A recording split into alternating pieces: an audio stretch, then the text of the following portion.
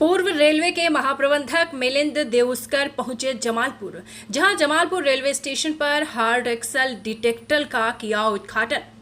वहीं पूर्व रेलवे के महाप्रबंधक ने कहा कि जमालपुर रेल कारखाना और जमालपुर डीजल सीट का जल्द लोड बढ़ेगा। साथ ही बडहरवा से लेकर क्यूल जंक्शन तक जल्द ही तीसरी और चौथी लाइन का कार्य चालू किया जाएगा।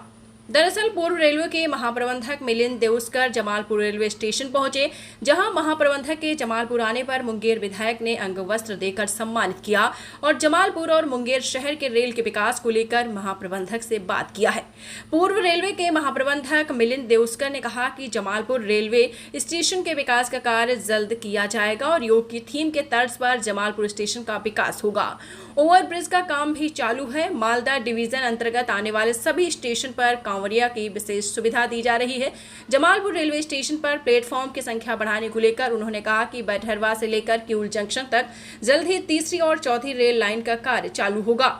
वहीं चौथी रेलवे लाइन बनने के बाद जमालपुर रेलवे स्टेशन पर 2 और नए प्लेटफॉर्म बनाए जाएंगे। पूर्व रेलवे के महाप्रबंधक मिलिंद देउस्कर ने सिग्नल मेंटेन के कर्मचारियों से बात की और सुरक्षा मानक को ध्यान में रखते हुए कार्य करने को कहा। साथ ही कार्य को किस तरीके से बेहतर किया जा सकता है उस पर भी चर्चा की। पूर्व रेलवे के महाप्रबंधक के साथ मालदा मंडल के डीआरएम मनीष कुमार गुप्ता भी साथ रहे। वहीं जमालपुर रेलवे स्टेशन पर पूर्व रेलवे के महाप्रबंधक के स्वागत में सत्ता पक्ष और विपक्ष के राजनीतिक कार्यकर्ताओं और नेता उपस्थित थे और जमालपुर रेलवे कारखाना और स्टेशन के विकास को लेकर मेमोरेंडम दिया है।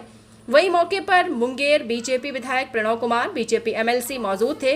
वहीं उन्होंने जमालपुर रेलवे स्टेशन के अमृत भारत स्टेशन के चल रहे विकास कार्य का निरीक्षण के बाद भागलपुर के लिए रवाना हुए। वहीं बाईपास लाइन और यार्ड रिमॉडलिंग के कार्य का जायजा लेंगे।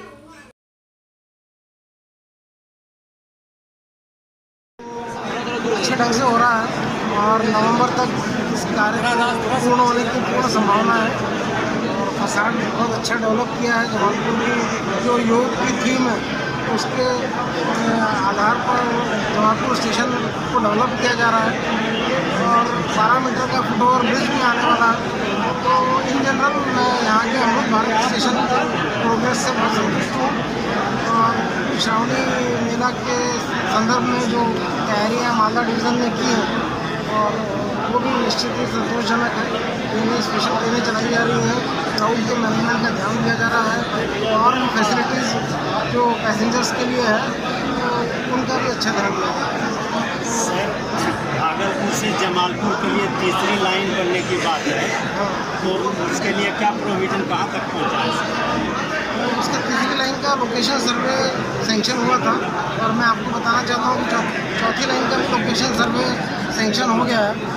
तो जल्दी तीसरी का चौथी लाइन पूरा बडहरवा से लेके क्यूल तक तीसरी और चौथी लाइन का सर्वे सेंक्शन हो गया है। उस पर हम लोग काम करेंगे। इसमें सर एक समस्या है, रतनपुर और जमालपुर स्टेशन के बीच रेल सुरंग की भी ज़रूरत पड़ेगी, तो उसके लिए सुरंग के लिए अलग से प्रोविजन है सर? हाँ, अलग से प्रोविज़न रहेगा। अच्छा, एक और मामला है सर, क्यूल इंड पर आपके रेल का ईस्टर्न रेलवे के क्यूल इंड पर महेश लेटा और रामपुर हाट के बीच एक बाइलेक बनने की बात आई थी सर कुछ वर्ष पहले। क्यूल इंड का तो मेरे ख्याल से वो ईसीआर रेलवे में है, वहाँ पर तो ईस्टर्न रेलवे का तो कोई वाई कनेक्शन का मुझे आइडिया नहीं है, पता कर लेंगे। पर मेरे ख्याल से ईसीआर का होगा, इसी रेलवे का होगा, ईस्टर्न रेलवे का कोई वाई कनेक्शन नहीं है। अच्छा सर, जमालपुर कारखाना को जीवित रखने के लिए आप वो तो कारखाना तो हमारा बात है ना। चलिए, जमालपुर कारखाना जहाँ 600 वैगन गिरता है उसको 800 वैगन यूएच करने का हमारा टारगेट है। उसके लिए हमने वन पे सेंक्शन किए हैं। तो निश्चित ही जब रेलवे में लाखों वैगनें बढ़ती जा रही हैं, हम लोगों को लोडिंग भी बढ़ रही है और 2030 में रेलवे को 3000 मिलियन टन लोडिंग करनी है। तो ज़्यादा से ज़्यादा वैगनें उसका पीओएच करने के लिए जमालपुर वर्कशॉप की अगर कैपेसिटी नहीं बढ़ेगी तो फिर हम लोग लोडिंग नहीं कर पाएंगे। वो जो टारगेट है जमालपुर वर्कशॉप को हम लोग बहुत बढ़ा रहे हैं। एक और प्रश्न सर, हाँ। डीजल शेड जमालपुर है, जबकि डीजल शेड ही बना हुआ है, यहाँ अभी भी मात्र 16 इलेक्ट्रिक लोको मिला है और कर्मचारियों की संख्या 300 से 400 के आसपास है सर। तो यहाँ पर इलेक्ट्रिक लोको क्यों नहीं मिल रहा है, कहाँ देर हो रही है? ऐसा है कि रेलवे का इलेक्ट्रिफिकेशन जल्दी हो गया, उस गति से रेलवे इंजन जो है वो बन नहीं पाए। पर हमारे यहाँ डीजल इंजन है, जैसे जैसे हमारे यहाँ इलेक्ट्रिक इंजन हमने करीब 40 से 50 इलेक्ट्रिक इंजन बोर्ड से मांगे, रेलवे बोर्ड से मांगे हुए हैं अलॉटमेंट।